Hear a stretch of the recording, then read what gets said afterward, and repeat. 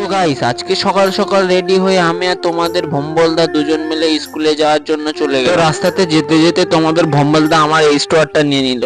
कैसे कैसे लोग रहते हैं यार यहाँ पर। কারণ ওর আজকে ইয়ো গাড়িটা চালাতে ইচ্ছা হচ্ছিল না। আজকে স্কুলে আসার মেইনলি কারণ আজকে আমাদের সুভাষ স্যারের রিটায়ার, তাই এখানে আমি স্যারের বিদায় অনুষ্ঠানের ব্যানারটা টাঙাচ্ছি। তো স্যার যখন উপর থেকে নিচে আসছিল, স্যারকে বরণ করে নিচ্ছিল পুষ্প দিয়ে আমাদের ক্লাসের মেয়ে। তো এখানে আমাদেরকে যেতে হচ্ছে একটা ফল সাজানো প্লেট আনতে। প্লেটটা ছিল পাশের একটা দাদা, তো সেটা নিয়ে চলে আসলাম। এখানে এসে দেখি কি আমাদের পাশের স্কুলের প্রাইমারি স্কুলের টিচার সম্মান জানায়। তারপর এখানে আমাদের সবার প্রিয় পারমিতা ম্যাম কয়েকটা গান করছিল।